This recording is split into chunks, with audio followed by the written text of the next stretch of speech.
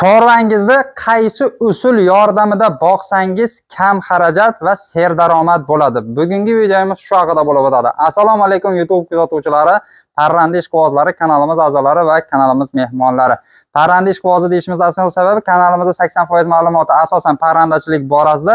Asosan bu videolarimizni endi chorvador aka-ukalarimiz ham ko'rib, layklarni bosib turishlarini tavsiya etgan bo'ladi. Endi bundan buyog'iga xudo xohlasa chorvachilikka doir bo'lgan ma'lumotlarni ham kanalimizga joylab boramiz. Ko'pchilik kepayda atalaq qilib yoki masalan mana donli aralashmalar, silos, Jizzax tomonlarda eshitishimiz bo'yicha qovunda ham kuz oylarida paykalda qolib ketganlarini yig'ib, qaynatib atalaq qilib berishar ekan. Shu gap rost bo'lsa kommentariyaga yozib ketinglar, Jizzaxliklar bo'lsa, ya'ni qovun yordamida ham boqishar ekan. Va kimga qanaqa usul qulay bo'lsa bo'lsin, bizga mana shu usul qulay. Ya'ni shaxsan o'zim tajriba tariqasida boqib ko'rganman. Effekti zo'r bo'lgan. Mana do'stimizni bugun fermalarga tashrif buyurib, do'stimizga ham shu narsani bugun o'rgatib ketish uchun keldik. Xudo xolasa bugungi videoda shuni qanday qilib beriladi, bu narsa o'zi nima, hammasini bugun video davomida yoritib boramiz. Buni kam xarajat deyishini sababi bir dona mana shu narsa 2000 so'm hisoblanadi. 4 ta qo'yingizga, ya'ni 4 ta qo'chqoringizga bemalol bir kunga yetadi. Ya'ni ozuqasi oqsilga boy bo'lgan sog'in sigirlar bo'lsa yoki masalan yangi buzoq bolalagan qo'ylar bo'lsa ham juda effekti zo'r, bolalarni yaxshi katta qiladi. Bu narsani bilganlar bor yoki yo'q, shuni yozib ketinglar. Ya'ni bu narsa qo'zi qorindan bo'shagan bloklar. Oldingi videolarimizda ham chiqarganmiz. Yana bir ma'lumot tariqasida yangilanish bo'lishi uchun sizlarga ko'rsatib o'tyapmiz. Ya'ni bu qanday narsa? To'liqroq ma'lumotini yoritib beradigan bo'lsam, qo'zi qorin veshinka to'ri bilan shug'ullanamiz. Shu veshinkadan bo'shagan bloklar. Bu narsa 2000 so'm turadi. Bizda o'zimizda dehqonchilik qo'zi qorindan chiqadi. Buni ko'pchilik qo'zi qorin bilan shug'ullanadiganlar hosilini olib bo'lgandan keyin axlatga tashlab yuborishadi yoki masalan yerga maydalab o'g'it sifatida foydalanishadi yoki masalan o'tin qilib yoqishadi.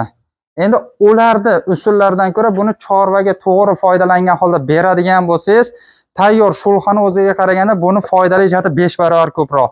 Chunki bu qayta ishlanganini hisobiga ichidagi shu qo'zi qorinda qolib ketgan ildizlari oqsil sifatida chorvangizga foydali ozuqaga aylanadi. Ya'ni shulxadan tayyorlangan bu. Bitta mishokka 2,5-3 kilogramm atrofida shulxa ketadi. Xuddi o'sha narsa shundaycha qoladi va bu 5 barobar shu yuqorida aytib o'tganimiz kabi foydali ozuqalarga boy bo'lgan yemga aylanadi. Endi buni qanday holatda berish kerak? Buni birdaniga chorvangizga beradigan bo'lsangiz, xo'p, birinchi kunlari yemaydi. Sabab buni mazasida ozgina o'zini yeyotgan yemiga qaraganda o'zgarish bo'lganligi uchun 1-2 kun chorvalaringizda yemiga oz miqdorda aralashtirib, keyin butkul bunga o'tib ketasiz. Berish tartibi buni birinchi o'rinda maydalaysiz. Hozir drabilkalarimiz ham bor. Drabilkaga ham solib beramiz. Yo arra yordamida, yo chopqi yordamida bularni maydalash kerak. Qani bismillahirrohmanirrohim. Ana buni maydalab turib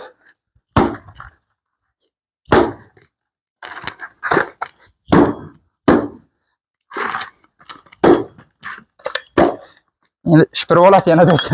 Xo'p, buni mana shu maydalangan holatda mana ko'rishingiz mumkin. Yaqinroq olib keling. Mana shu shulxa, tayyor shu paxtani chigitidan chiqqan shulxalar. Shularni maydalab, buni ichida oz miqdorda ohak bor. Ya'ni 200 litr suvga 2 kilogramm ohak qo'shilgan. Ya'ni qo'shilgan buni hali qo'zi qoringa tayyorlanganda o'sha ohakka chiqib ketish uchun buni 2-3 marta yaxshilab yuviladi. Ozgina mehnati bor, lekin 1 kilogramm shulxangiz hozirgi kunda 5000 atrofida bo'ladigan bo'lsa, buni 2 kilogrammi 2000 so'm, ya'ni kilosi 1000 so'mga tushadi. 5 barobar shulxadan bu sizga arzonga tushyapti. Buni hozir endi apparatdan chiqarib yoki masalan chiqarish ham shart emas, sizlarga endi vaqtingiz olmagan holda mana shu maydalangan holati. Mana shu maydalangan holatini suvga uyutasiz. 1-2 soat uygandan so'ng buni suvini tashab, ya'ni sirgitib olasiz, yo apparatga solasiz, kichkina idishga ustidan tosh bostirib qo'yasiz yoki masalan qo'lingiz bilan siqib suvini chiqarib yuborib turib, bemalol kepaydi yoki masalan bug'doyni maydalab turib, tegirmondan chiqarib ham berishingiz mumkin. Ko'pchilik bunga kepaydan foydalanadi. Lekin men hozirgi kunda o'zimizda ishlab chiqarilayotgan kepaylar tavsiya qilmayman. Maqsad kepaylarni yomonlash emas, chunki ichida faqatgina bug'doyni po'chog'i qolgan xolos. Chorvalar uchun foydali jihati yo'q. Biz o'zimiz foydalanadigan jihat bug'doyni olamiz, o'zimizda uyda tegirmon bor, tegirmonda maydalab turib, o'sha maydalanganini beramiz. Ichida hamma foydali elementlar qoladi. Bularda esa hammasi po'choq, unini o'sha zavod olib bo'lgan. Foydasi kam. Shu sababli, ya'ni bu oliy ne'mat. Bunga hech qanday e'tirozimiz yo'q.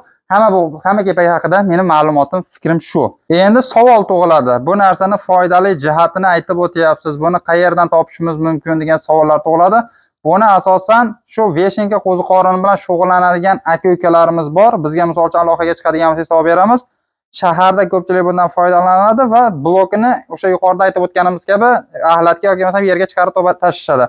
O'shalardan xarid qilib olishingiz mumkin va chorvangizga bemalol foydalanishingiz mumkin. Endi biz buni ko'pchilik ommaviy jahonga, ya'ni YouTube ijtimoiy tarmog'iga chiqarmaydi. Chunki hamma o'zini haligi sirini saqlashni yaxshi ko'radi.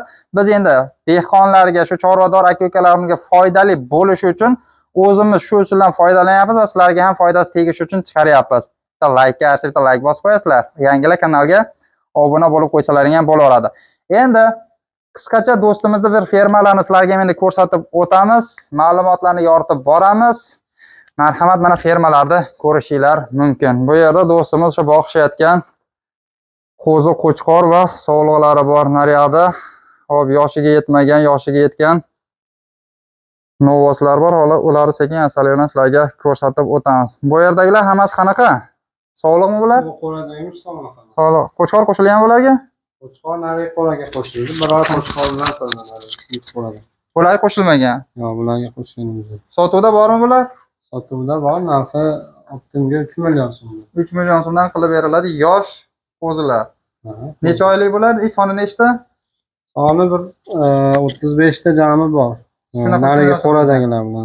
Qo'chqorga qo'shilgani, qo'shilmaganlari bilan. Ikkinchi qo'ramizga ham mana o'taraylik. Bular endi qo'chqor qo'shilgan variantimi? Ha, bular bir oy qo'chqor bilan turgan. Qochib qolgan bo'lishi ham mumkin. Bo'lishi mumkin. Bulardan narxi o'sha bilan bir xilmi yo 1-2 so'm farqi bormi? Buni farqi bor. Telefon qilsa kelishib olasizlar. Xo'p, bular qanaqa? Bular qo'chqor hammasi. Qo'chqor. Narxlari 4,5 million so'm. 4,5 million so'mdan o'sha pichoqqa bemalol yaraydigan holatdagi qo'zi qo'chqorlar. Oldi o'sha tish buzishga ham kelib qoldi shekilli. Kelib qoldi. Yaxshi. Bularga mana bitta qo'chqor qo'shib qo'yganmiz. Ha, narigilarda davom bu? Ha. Mana bitta qo'chqor 5 kun bo'ldi qo'shganimizga. Ha. Alohida qilib 5 ta 6 tadan qilib qo'chqor qo'shib qo'yapmiz. Bularning puli qanaqa? Bularning puli ham o'shalar bilan bir xil. O'shalar bilan bir xil. Mana bu yerda mana novvoslar. Ularni ham ko'rib o'tishingiz mumkin. Ya'ni qiziquvchilar bo'lsa mana bular-chi, bularning 5 ta ekan. Sotuvda qaysi birlari bor bulardan? Sotuvda qiziqqanlarga hammasi sotilaveradi. Kelib tanlab olishi 14,5 million so'mdan. 14,5 million so'mdan. Mana buni ushlab turing, men shunday oldiga boray. Odamni bo'yi bilan taqqoslab olishaveradi. Meni bo'yim 1.70. Mana meni bo'yimga nisbatan olarasizlar. Buni bo'yini o'lchaganmiz do'stim. Bo'yi necha chiqdi? 1.10 sm. Demak, bo'yi 1.10.